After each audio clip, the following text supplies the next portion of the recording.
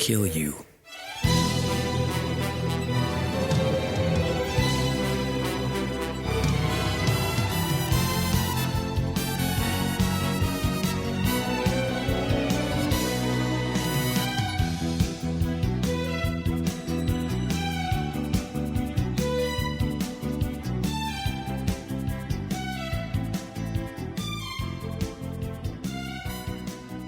Hey everybody, welcome back to Zaku Talk. I am your host, Pastor Skeyhill. This season, G versus Wing, and that means my host is the Plantain.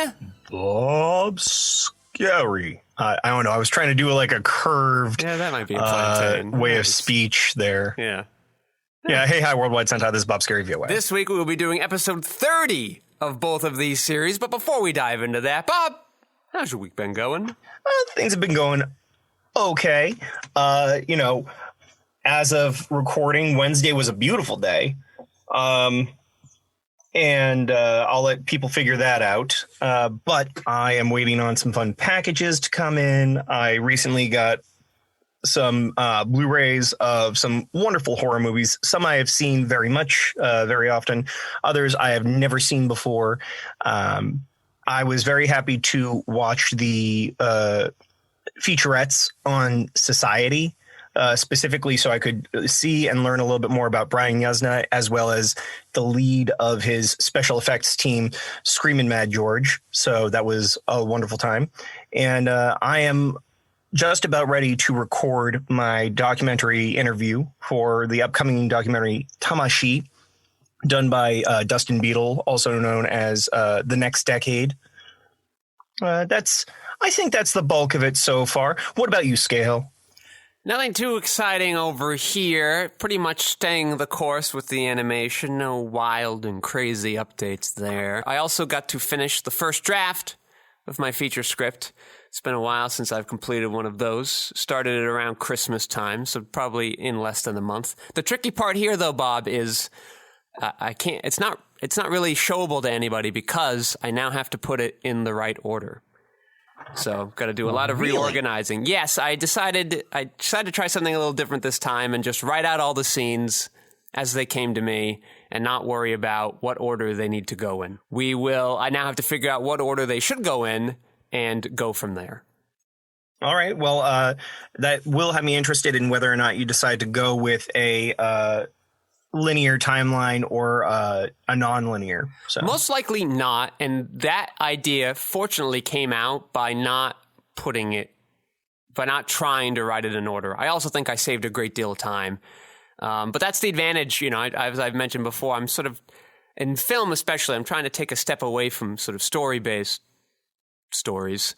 And I kind of want to explore more character kind of things. And so you kind of have a freedom there.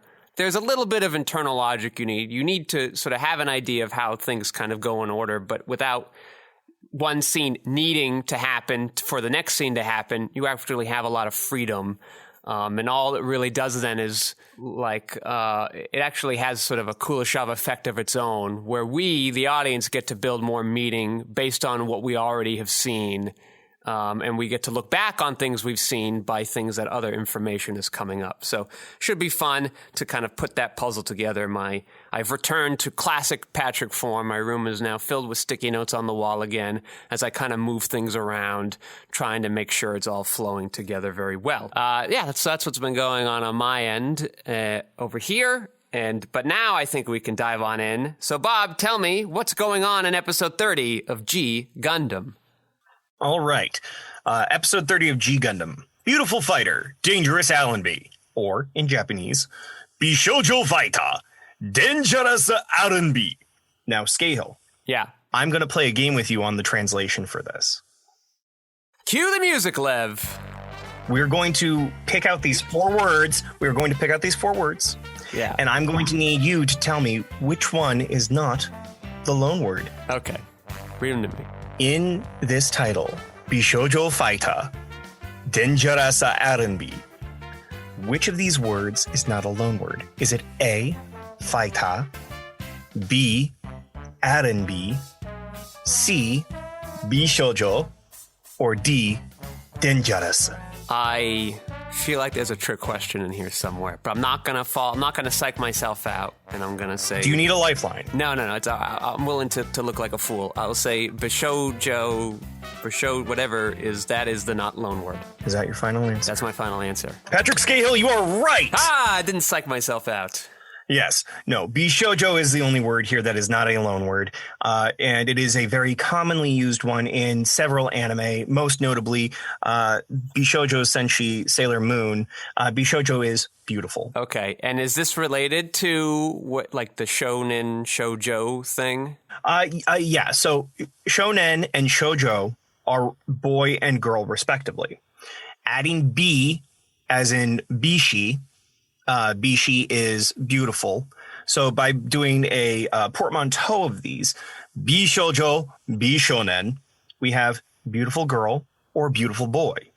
When you watch something like Revolutionary Girl Utena, many of the male characters would be described as bishonen.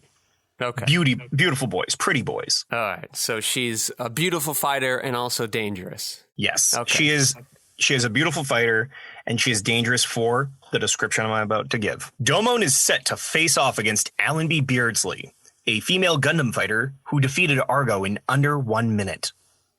He meets her in an arcade and fights her in a fighting simulator, ending in a tie after the machine breaks down. They become friends, and Rain becomes jealous of the friendship and thinks it's wrong for Gundam fighters to be so close to each other. I think this is inferred. This did not come up on my side. Running away from her crew, she arrives where Domon and the others are, having dinner with them. The fight begins the next day, and Domon and Allenby are having a great time until Allenby's crew decides to engage the Berserker system. This turns Allenby into a berserker, and this upsets Domon, who says he will not fight her in this state because it's not fun. Again, a lot of inference. Using his erupting godfinger, Domon is able to help Allenby break free from the control of the system.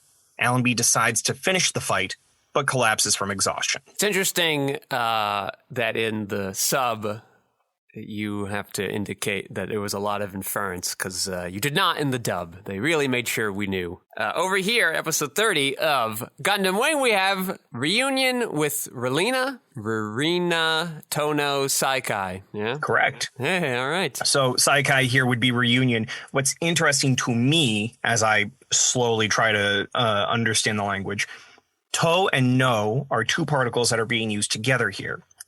To is normally and or of in some fashion. No is generally the possessive. So it could be read as Relina's reunion.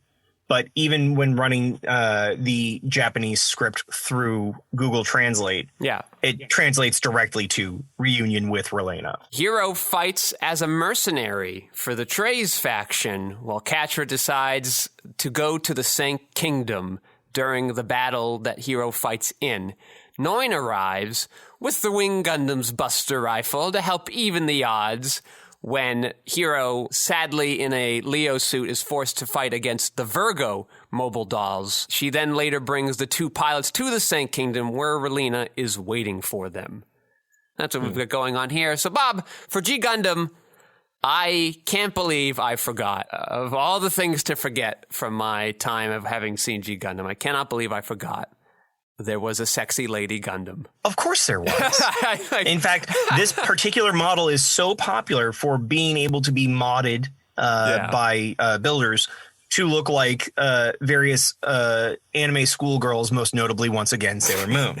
You can do recolors of the suit and effectively create an entire Gundam unit of Sailor Moon. Do you know how they spell the name of this Gundam? So they do it in two ways. This is another one of those double word things. Yeah. In America, we translated it as noble, meaning to be regal with honor, as opposed to in Japan, Nobel, as in the Nobel Peace Prize. That was what my thought was, because as they introduce it, I go, okay, so it's Sweden, but also sexy ladies, but also kings? What is the connection? And then eventually it's like, oh, could it be Nobel and like the dub didn't do it right? They just altered it for the sake of ease instead of having to worry about posting it on screen or something to show that, no, we're not saying noble wrong. Yeah. Or something like that. But I will also note that I believe there is something that is going to happen in an episode further along. Yeah. That shows that again, it's been a while for me. Of course. I believe Dr. Mikamura, Rain's father. Yeah. Had a hand in the Berserker system. Okay. Because again, this is an emotions-based system, very much like what Domon's suits have been. Correct. Yes, so that's great. I still don't fully know the connection between sexy ladies and Alfred Nobel. But that's at least. So yeah, I want to press on this for a second. Okay. When I mention this with Dr. Mikamura is Japanese. He is taking the seifuku, the sailor school uniform, and applying it to this girl who has been utilized by the Neo-Sweden government into being formed into the perfect soldier. So what I am to take away from this is that she is a schoolgirl that is being run by the military, so she might have to wear something akin to the outfit anyway.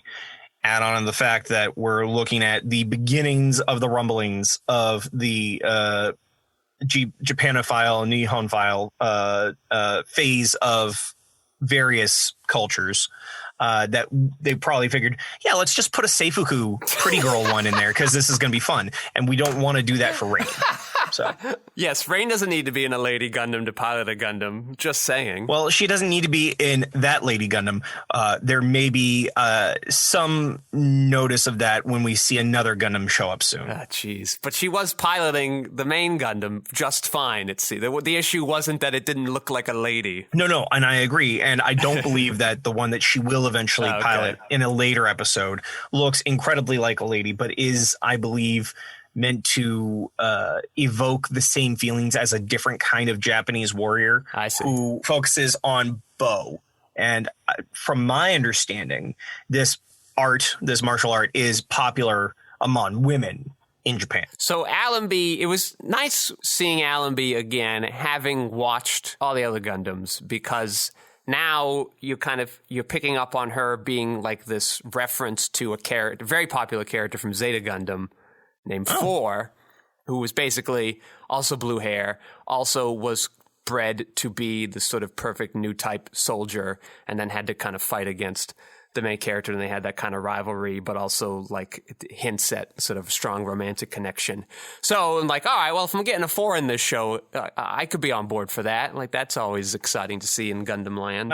What do you think of the fighting sim? Yeah, you need something in there to get them to have their friendly fight first, so that we get what their stakes are, quote unquote, when they're really fighting. And that they can sort of bond over that and sort of set up what their nature of their relationship kind of is, and have that instant connection. It also, to a degree, I also totally buy that people have commercialized mobile fighter suits as a Gundam thing. Like, the military always loves gamifying their technology. So it makes a lot of sense there. It's good for indoctrinating the young people. I don't know. I guess it's fine. One of the funny lines that I had, and I don't know if it came in on your dub, was Domon saying that all the arcades are starting to look the same now, with this super hyper advanced place where you have like a person who has like a digit covering finger controls while wearing a pseudo VR thing, trying to do what looked like Mastermind or something. And you have this entire bubble set up so that way you can try to yes, but also not do the big fight game machine. Like, they have VR helmets on, even though they're looking directly at each other anyway, which is like weird, but not. It's very advanced, but very 1994 advanced. Yeah, you know? Even in the future, I'm glad that we're always so ungrateful for the things we currently have.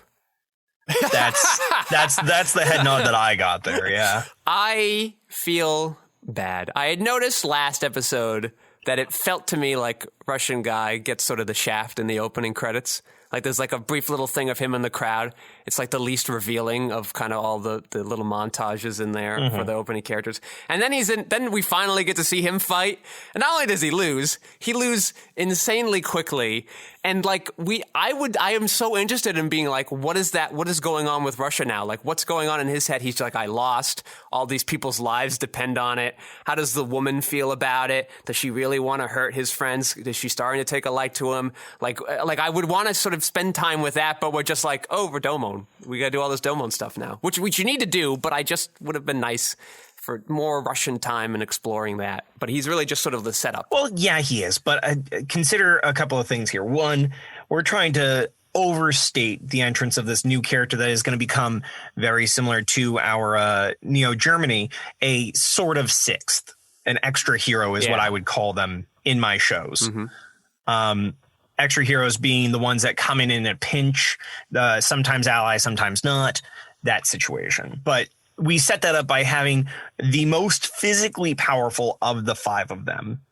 He is without a doubt the most physically powerful of the five of our Shuffle Alliance, getting his ass handed to him by a person who was going berserk and was defeated in 40 some odd seconds.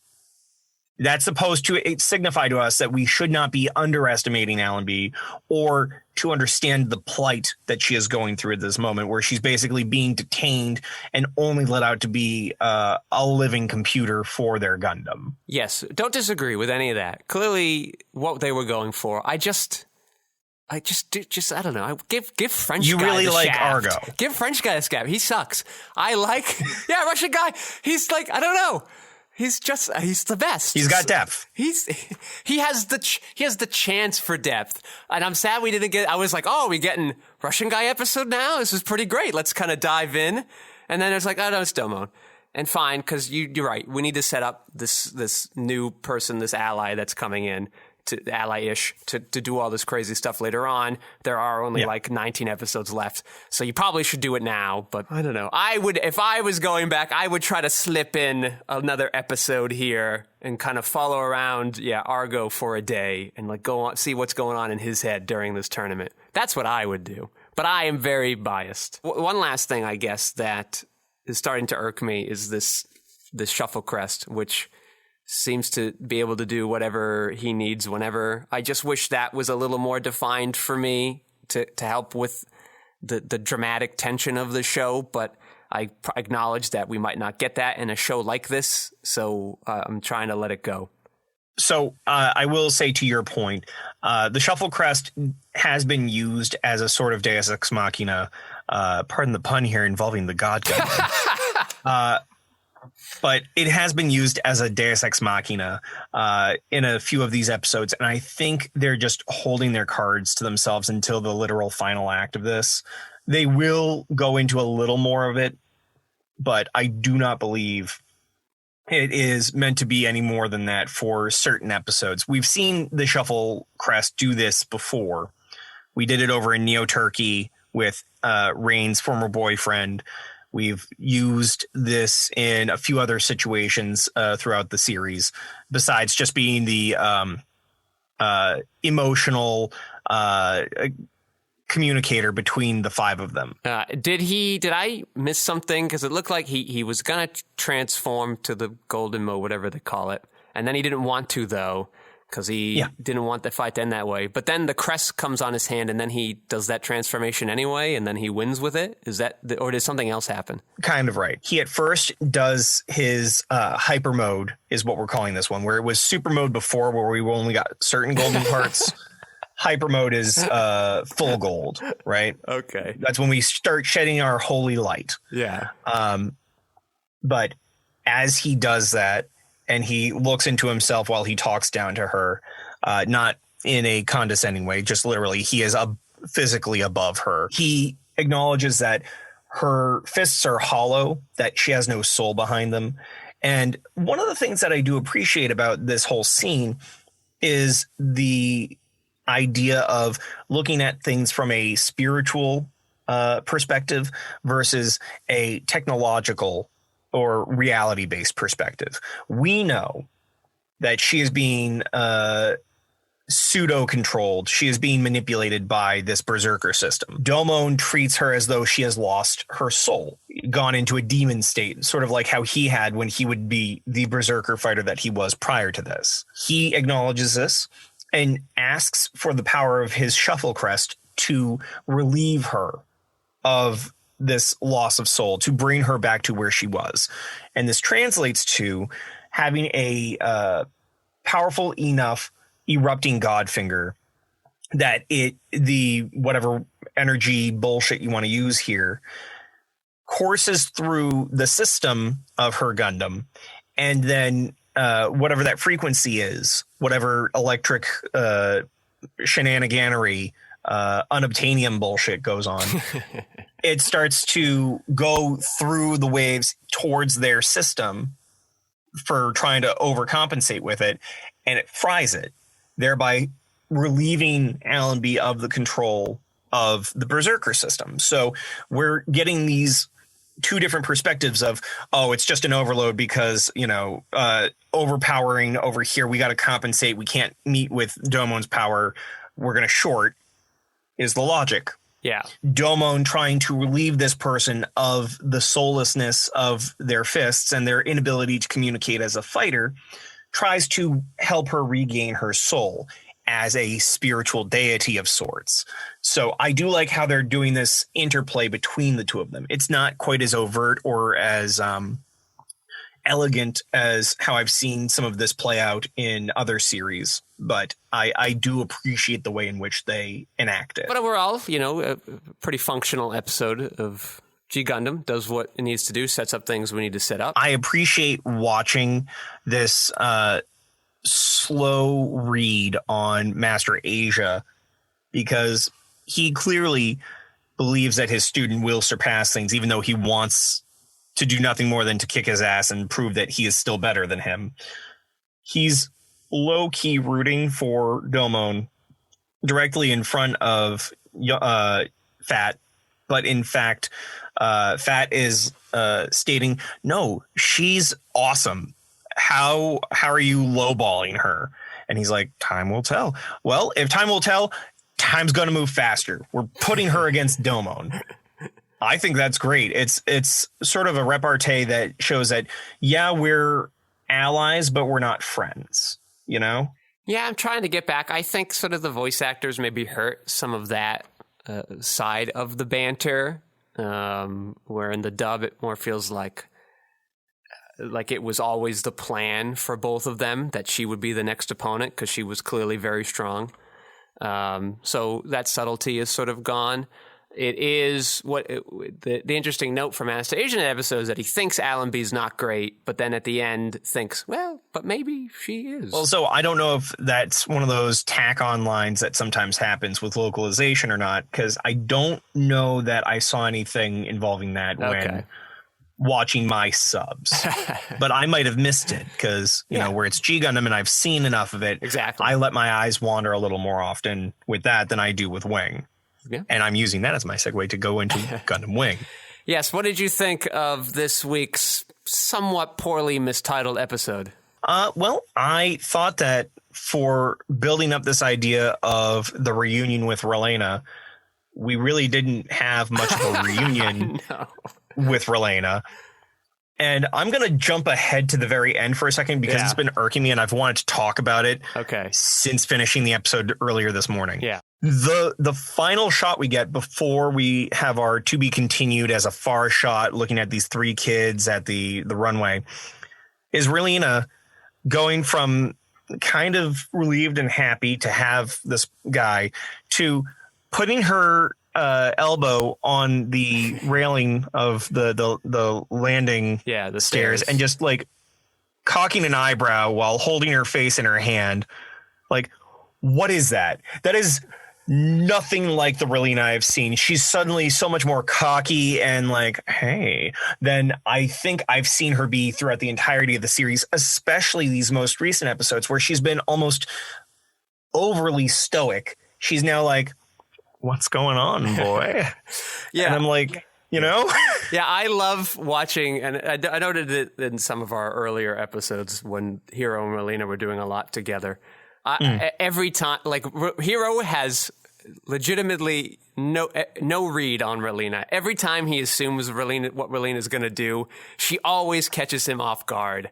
And I always like watching his reactions to it. So he does that, and then he has this look on his face because he's like, "What the fuck? I thought you were a ruler now. What are you doing here with this schoolgirl antics?" And you're right, there is a bit of cockiness to it, and she had some of that on display in the earlier episodes with Hiro, but it was like it was put upon. You know, she wanted it to be true, so she tried to pretend that it was. But here, we're seeing that whatever happened between that Antarctica battle and her taking over the Sank Kingdom has given her some sort of, I don't know, more internalized sense of self, as unsure as she is in her debates with Dorothy. There's something in there where she feels a little more grounded and can now kind of muster this, I don't know, authority or brashness with personality. Hiro. Yeah.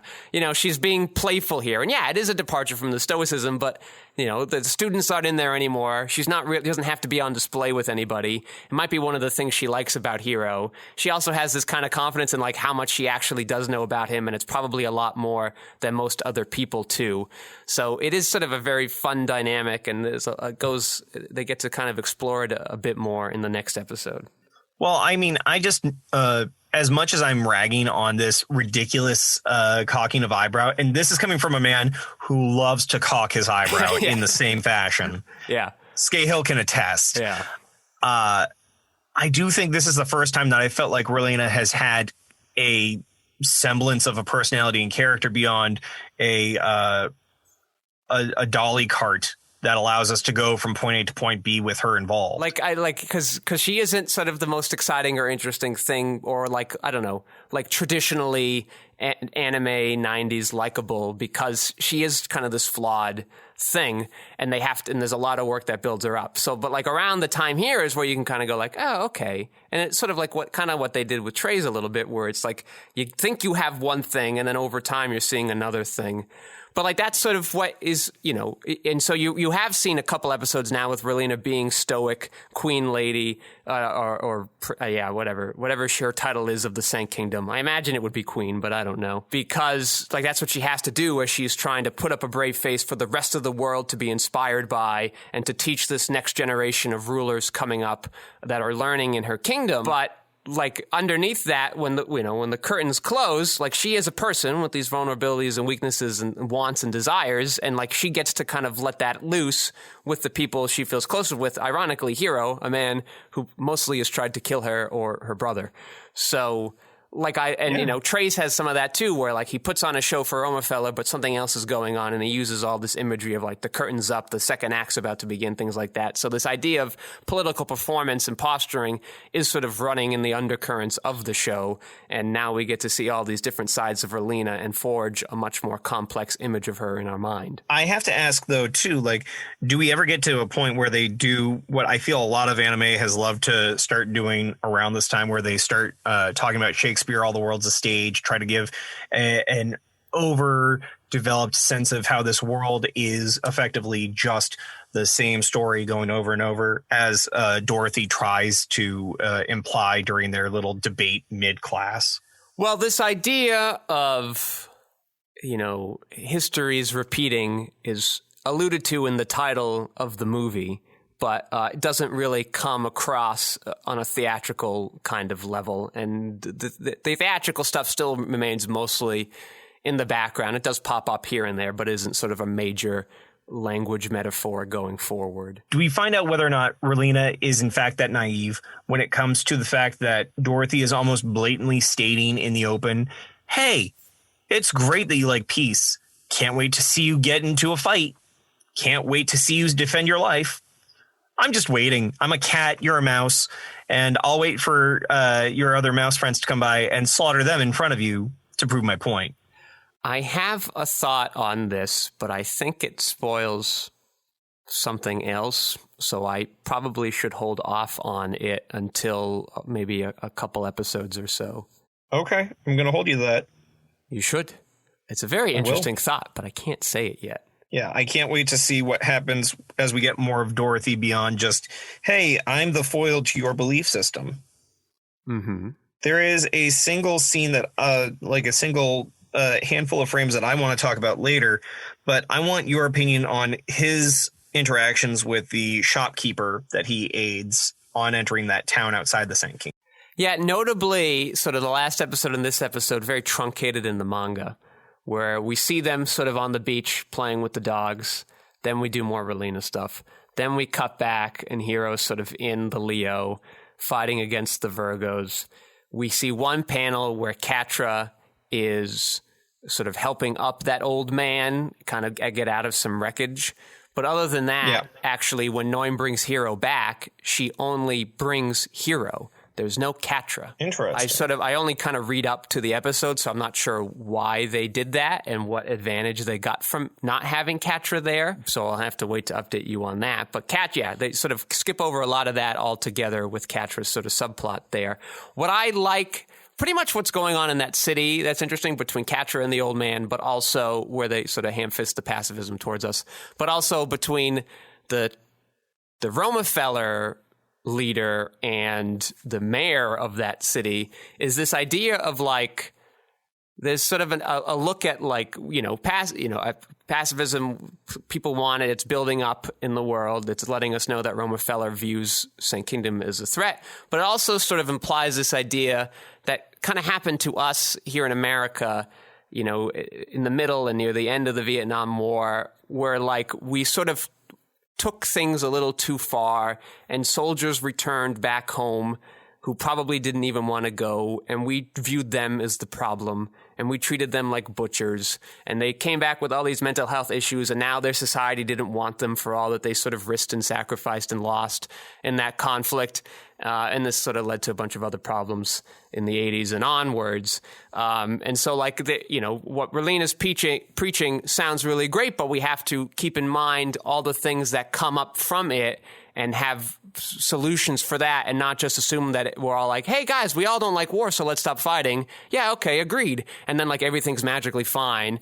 We have to pay attention to the fact that there'll be some fallout from that we have to kind of keep in the back of our mind and have a plan to deal with. Yeah, well, I then have to ask about involving this Romefeller guy.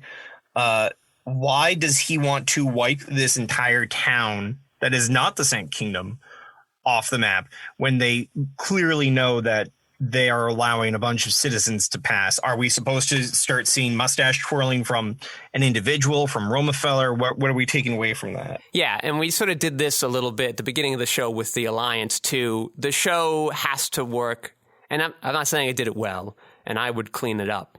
And there's probably a reason why the manga skips it. Because Treize in our minds has been the antagonist for so much of the show, and now a group of Oz that's also been the antagonist for so much of the show is aligning with Treize to fight the other part of Oz. The show has to be like, oh no, these ones are the ones we want you rooting for. The other ones, they're really bad, but the ones that Hero's with, we really want you to like them so you're not confused or mad at Hero for fighting alongside them. So like that, I think, is why you get that mustache twirling. The scene that I wanted to bring up involving Catra is a comedic one. Yeah. It's the moment where, while he's trying to help all these people along as they try to leave their town as it's being attacked, and sees that there's only a handful of people that are on that front line against the new Virgo units, he just pushes one of the Oz members literally off the little standing point when the hatch is open. Yeah. Looks down as he falls, and then just goes into the mech. Like, that is a very interesting bit of physical humor that they incorporate throughout this entire thing. A very heavy episode up until that point. And then it kind of lets you believe, oh, okay, the funny happened. We're okay here. Yeah, a little odd moment there. I almost wonder if like it wasn't supposed to read as funny, and it just, with all the elements kind of put together, it just happened to be that way. I just think that because it happens so out of the blue, it's the sort of non sequitur of it that makes it funny. Yeah, I agree. So, but like, I bet, and what I wonder is like, was that their intent? If it wasn't, that's definitely a mistake. But even if it was, it does feel sort of just kind of odd and out of place in this episode. Certainly. Now, you mentioned that this is our new Virgo unit, correct? Yes. So they have decided, the Tauruses were for space. That's why they shot them up there way back in episode 10. They now have all this combat data from the Mercurius and the V8, and they said, well, let's combine them into a unit to send to the Earth and kind of help us deal with all these kingdoms that don't want to sign on to Romefeller's, treaty agreement. Well, so that makes me want to do a quick check-in on how many of these constellation units we've seen, because we've seen Cancer, we've seen Aquarius, Pisces. Or Pisces. Mm-hmm. Pisces, okay. Leo, Taurus, Virgo, Aries. I feel like there's one, what? Aries. Yes, the Aries, so that's 6 out of 12. Do we eventually, and I'm talking movies and light novels included, get the full 12? Do not get the full 12. Okay. I don't know. And notably, annoyingly, in the movie, they make, there's a new mobile suit in there that you think would be a shoo-in to have a constellation name. Doesn't get one. Don't know why. Doesn't get one at all, like not even in post-production materials. I mean, it gets a name. It's just not a constellation name. That's weird. I agree. It's always annoyed me. Like, you would think they would at least do something like the 13th one that people often skip over, the Orphanus. Yeah, it's not. It doesn't get that. It's very unfortunate. Weird. But I did have a thought, and I'll save it for the way we go, I guess. Sure. But is there anything else that you wanted to note here besides the quick run through that we just did? Yeah, and I guess the one last thing I'll add, is that another complication to this desire for true pacifism, which does sound great on the surface, is that they say, Catcher then says war is a self-serving, as he's kind of agreeing with these people in their drive for no more fighting. But, if we don't fight, if the Trace faction doesn't fight here, then Romefeller just kind of wins and gets to rule the world. So, that becomes now another issue. Which things are worth fighting? Who decides it? Things like that.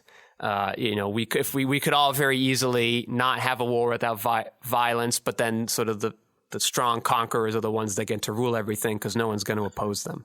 Do they say that in your dub? Because they said nothing like that in the sub I was watching. No, I mean, all that stuff is just sort of thoughts that come into my head. But essentially, what they do say is, like I said, Catra has the line, wars are self-serving, as he's kind of trying to get Hero to stop the fighting with the Trace faction and for them to get out of there.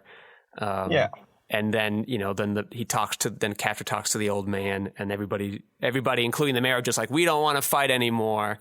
But then you as the viewer, get to participate in being like, okay, ultimately we do want fighting. We do want no fighting. But then we have to remember that Romefeller does win then. And is that what we want? Which one do we want more?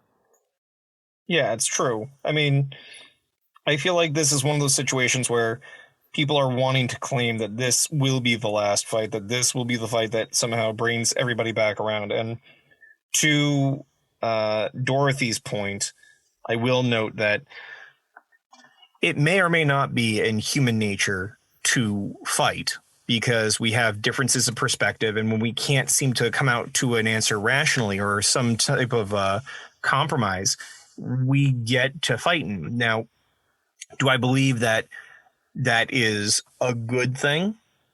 Not entirely, no. Do I believe that it is necessary at times when one side is clearly doing something for malicious intent?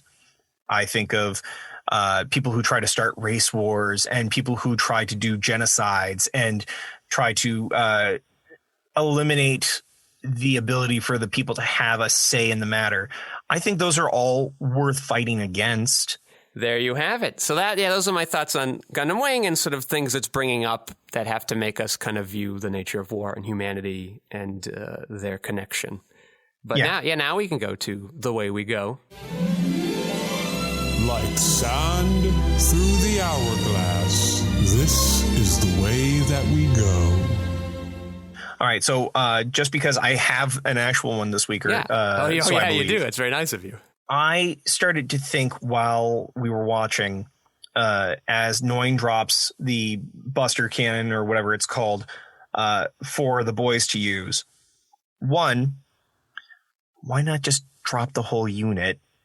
Like, I don't know if it's that it was too small to actually carry the full unit or not, but this seems like a great time to give the Wing Gundam back to our boy Hero. But that's an aside thought. My way we go is the Wing Zero. I still hold to myself that we still have oh god, I'm losing his name now. Fucking not Duo, not Wu Fei, but Troa. Troa, thank you. It's been a while since we've seen Troa, so forgive me for losing the name of the guy. Yeah. But I will not be surprised if Troa shows up at some point in the Wing Zero. Currently, he does not have his own unit. It's quite possible that he tries to pick up the Wing Zero and may or may not know that it's going to make him lose his shit. And with the implication that you mentioned earlier that because these suits get passed around, we get to see different people react to how the Wing Zero affects their brain. I look forward to hopefully seeing not only the return of Troa, but the return of Troa the Mad when he comes in the Wing Zero. Well, I can't say anything about that either, but you're going to get to see the Wing Zero again pretty soon-ish. If it's not Troa that gets it next, I feel like it would be silly to give it to Zex, but he's the only other person that I could think of besides obviously Un, because Un is alive. I don't care what the show has shown me. you keep that flame burning in your heart. You finally redeem her to the point where she is a passable, reliable character, and then you shoot her, and we see that shot every episode that we do our recaps. I don't believe as of this moment that she is dead. I hate to break it to you, Bob. Movies and shows love all the time redeeming people and then immediately killing them off because they self-sacrifice themselves or something. Like, because they're like, okay, great. Your arc is done. We have nothing more to do with you. Get out of here. We don't have time. I think I'm also doing this out of spite to you because you're the type of guy that would let me believe that she is dead until the last 10 episodes when she pops out and you go, ha! So I'm doing it half out of spite and stubbornness. Well, I can't refute spite. I admire it. Keep going. You live on spite. I do. You live on spite. It used to be also Tab, but I think also some Soylent. Yep. Soylent is great. Doesn't work well with my diet these days. Very sad. Tab kept giving me headaches, so I couldn't drink it anymore. Well, yeah, I mean, if you're drinking that sugar more than you're drinking water, I guess, but I don't know how you were about drinking your water. Because Coke wouldn't do that. It was just Tab for some reason. I don't whatever thing they put in there to make it diet but still taste like a cola. That one wasn't agreeing with me. Sprite, though, was actually the first cola I was a fan of from like 94 to 96. And then I didn't like it anymore. Did you just call Sprite a cola? Yeah. How fucking dare you? I will say it again. Sprite Cola was my favorite cola. It's not a cola. Cola. Okay. Are you saying cola because you came from some other place besides Massachusetts? No, I don't think so. Okay. Well, so cola, taken away from regional dialect, is typically the caramel colored soda, right? Yeah. Your Pepsi, your Coke. Yeah. Your RC, those are all colas because I believe they started off with having like a cola nut extract before time and time passed. And we started just moving away from actually having anything real inside our sodas. Now, if you go down to Texas, everything's called a Coke. You call Sprite a Coke. You get a Sprite Coke. You get a root beer Coke. Yeah. You get a whiskey drink. You get a good vodka drink. But down there, everything's Cokes. When you go into the upper Northwest, not upper Northwest, upper Midwest, I believe they call everything a pop. Mm-hmm. I think that also applies to some parts of the South, but not often. I don't know if you're calling it a cola because you moved to the West Coast, but I don't feel like they use that terminology over on the West Coast. So I'm asking you, is this something that you've said for years on end, or is this just you taking on a colloquialism? Well, this is me joining you in our Spite off. I see. Shit. That's lovely. So sadly, no Tab these days, and no whatever. I forget the other drink. Oh yeah, Soylent. I would still drink Soylent. I like it a lot, but it doesn't work well with my diet, as I said. So there you go. Okay.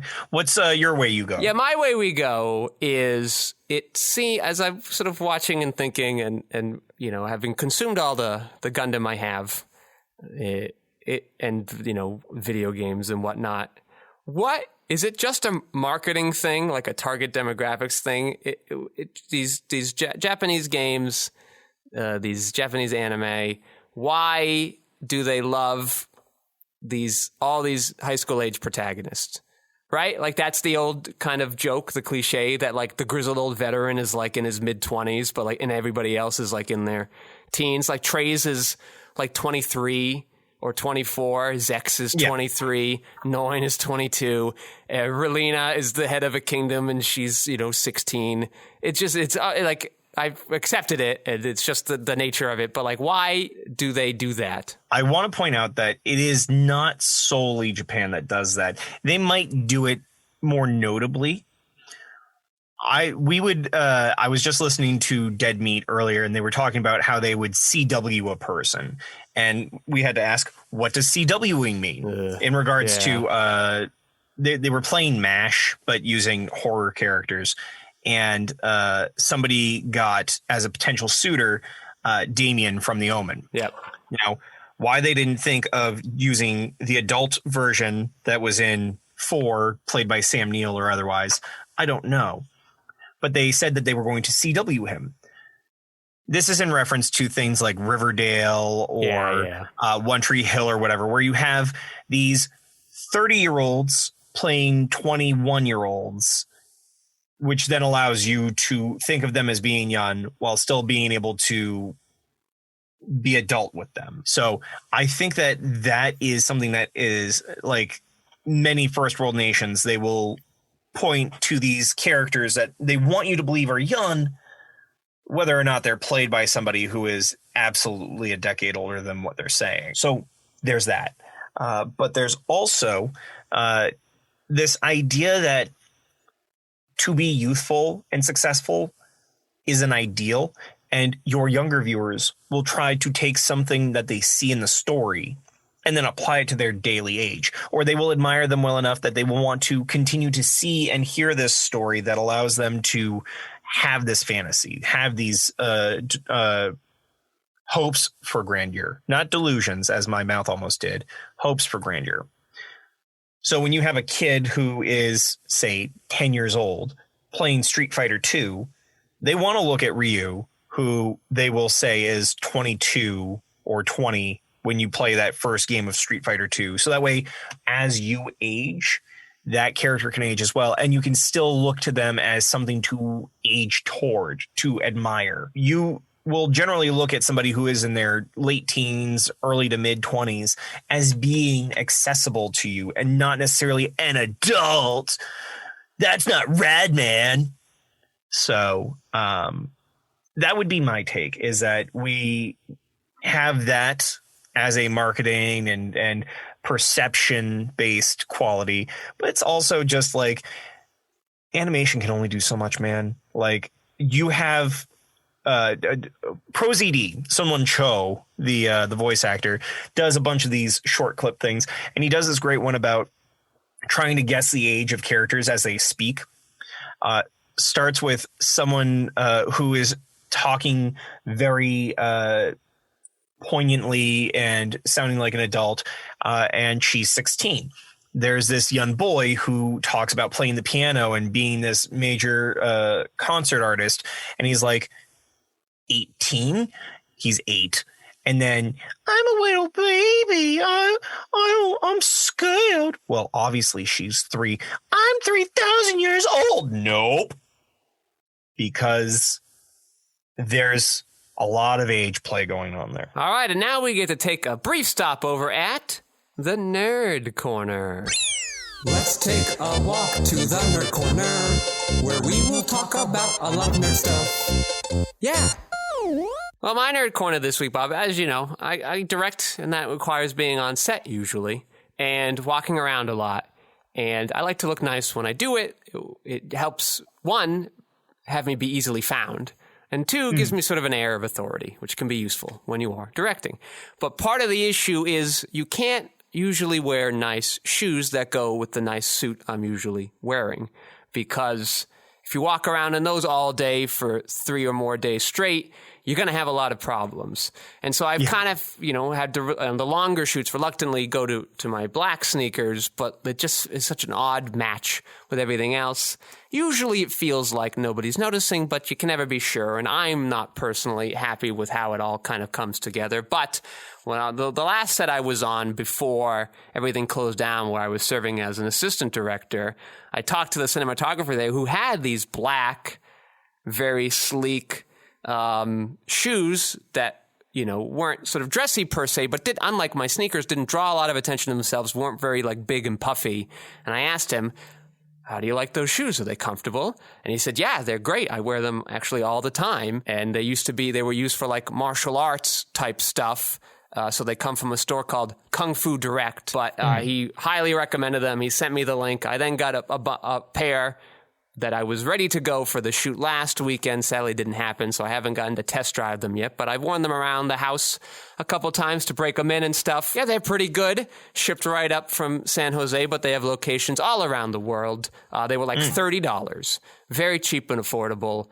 Great shoes, very hidden. They much smaller, more compact. They go well with the suit pants. So there you go. That's my thought for today. What about you, Bubbo? Let's see. Nerd corner. I do a lot of nerdy things, and I am actually having to shuffle through things right now in my head. What have I not talked about lately? Surprisingly, I'm having trouble being a nerd right now. I don't know. What have you nerded out on this week? Oh, you know what? Here's something for you. I've made a terrible mistake. Oh, no. It's a wonderful, terrible mistake. Oh, yeah. Because it's using one's dollars in a less than optimal manner. Oh, no. I was lucky enough to purchase not one, but 2 lots of Super Sentai robot toys. But I did get really good deals because having been in this hobby long enough, I know to look around and be savvy.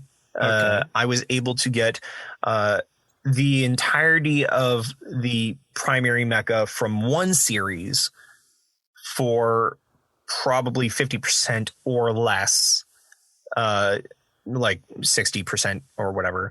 And that's coming to me fairly soon. The other one, I got most of those things, as well as a transformation device and some auxiliary toys that would go with this. And I got that again for about 50% or less because I know to look around. So surprisingly, my nerd corner is eBay. eBay. Well, there you go. Just eBay. What are some tips for people who want to be savvy buyers like yourself? Well, knowing what you're looking for in your product is always important. I would also say doing your research on whether or not the seller is reputable or not, and recognizing that patience is golden in that you get to have more of your gold. In this case, your dollar bills, your Canadian dollars, what have you. But I do recommend that you go in knowing that if you want something, get it used.